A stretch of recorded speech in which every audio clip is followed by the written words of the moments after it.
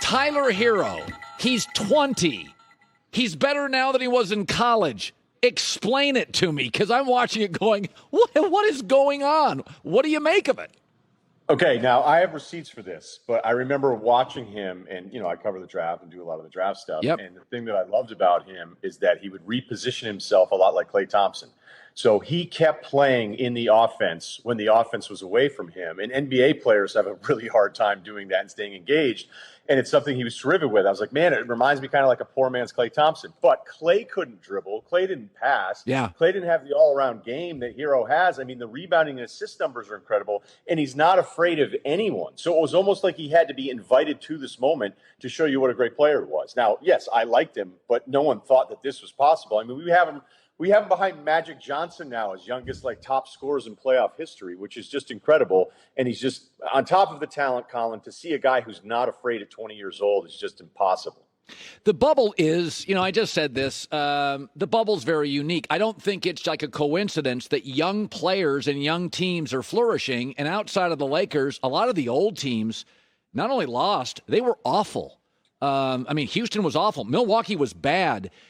I mean, you have as many NBA sources as anybody I know. Ryan, my guess is it's not been easy for a lot of these veteran teams with wives and families.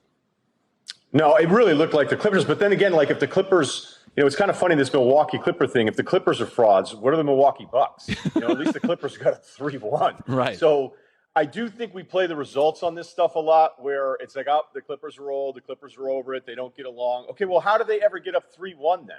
How are they ever in a position to find a way to close out that series? Well, Denver got better. Denver understood some things. The Clippers ended up getting a little stale, and then they had a lot of guys in that seventh game besides Kawhi, who was terrible, but I trust. They have a lot of other guys that I don't trust in that spot. So I don't know if it's age, because I still think Milwaukee's a generally young team. They have some older players, but their main guys are still young. Boston was a team that we knew was younger, but they hadn't really played together. I think the biggest thing with Miami, Colin, because if you look at their winning percentage, they projected to be about a 49-50 win team. That's not what you don't see that number and go, the NBA champion.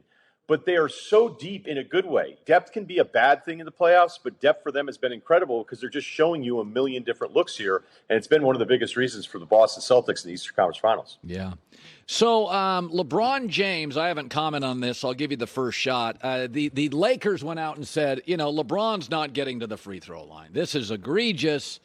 And so they complained to the NBA. And your take on that is?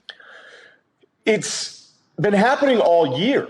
If you look at his free throw numbers, he's like 5.5 per game throughout the regular season. This became a big thing back in January, I think, after he had a game with 0 free throw attempts. And Vogel was essentially giving the same exact quotes back then, the beginning of the year, that he was now, recently after game 3 and only taking a couple free throws. So, look, you could say he's not driving, but the driving numbers back up that he's still driving. His usage rate is still about the same. So for whatever reason, he's not getting that number of calls that he's used to getting in previous seasons. And I don't blame the Lakers for saying, hey, we need to do this. It's the old Phil Jackson thing. Depending on who he was going against, he would plant that seed mentally as you're getting ready for the rest of the series. But this is going to sound crazy because we know that LeBron is always a bit theatrical when it comes to emphasizing contact, but he's not actually a flopper.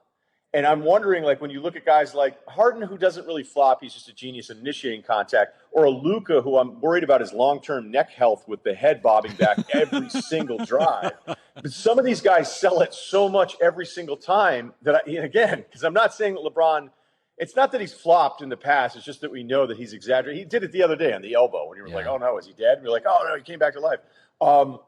I think the point is that he actually doesn't really flop on some of these drives. And it's just a theory. I'm not sure if it's true or not, but he's still playing basically the same way, but he isn't getting the calls. By the way, my entire career is based on theories that I'm not sure are true or not. So you always get. I know. I was trying to think of a lot of stuff I didn't feel great about today. Okay. So I can admit when I whiffed, it's really funny. If Jacksonville wins tonight, if you go look at their schedule, they have Detroit coming up. Jacksonville's out of the Trevor Lawrence sweepstakes potentially in 3 weeks. The Jets and Giants are far worse.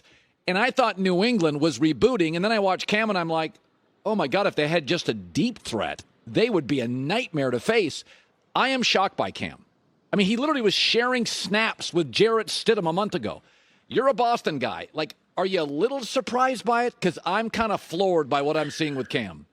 Okay, I never bought into the Stidham thing because I watched a lot of Stidham, and whenever I would see people in Boston talk about him, first of all, the most overrated position in sports in the last 10 plus years has been the backup quarterback in New England, because they get everybody to be like, Ryan Mallett is insane. But we do a first and second for him, and like, I don't know, that might not be enough. And you're like, okay, fine. We watched him in college. So with Stidham, they bring up his Baylor numbers. I'm like, I would have 1,000 yards after 4 weeks at Baylor. Okay, right. So I never thought that Cam was going to lose the job to him. It was really about health and Cam and the buy-in and making sure that you're not asking Cam to do things that he can't do. And 2 weeks in, I mean, I thought week 2 was so much more impressive than week 1. I think they beat the Dolphins. People are like, oh, wow, he's great. Well, he ran it a lot, but we didn't have to see him throw. And the way he just unleashed it against Seattle, again, their pass defense is off the charts atrocious, but it's only been 2 weeks, so we'll see what happens. I mean, they're so bad, Colin. So I'm not – look, I've never been the big – I always felt like the MVP year was a bit fluky.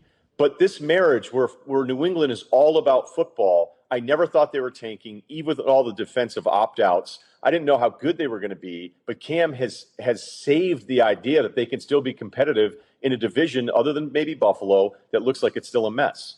Yeah, it is interesting. So I was told this years ago by an agent guy. He said, listen, companies decide a year before they dump you to dump you. Like, they decide well before you know. And I know I've been rough on Baker Mayfield, but I want to throw this at you, Ryan. Oh, okay. I'm glad I came in. I wasn't prepped for this. So, he's called out the medical staff, blah, blah, blah. Now he's got a new coach and a new GM, no loyalty.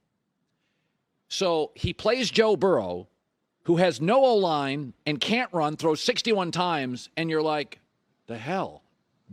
Burrow is better than him despite losing. This week, with 10 days to prep, he plays Washington, then a bad pass defense in Dallas, then an old quarterback with the Colts. You start looking at this schedule, and I believe, this is my theory, the next 2 to 3 weeks, inside the building privately, he can save his career there or lose it. If he can't beat Dwayne Haskins, or at least be good, because all Cowboy games get talked about all week, they're going to make decisions in that room in 2 to 3 weeks on Baker. That's the reality of this position is that, I never really loved the old Parcells quote that if you screw up with that pick, you doom the franchise for 10 years. That's your fault if your franchise is doomed for 10 years because you took a quarterback too high. So, look, I probably like him more. Well, I know I like Baker more than you do, but right.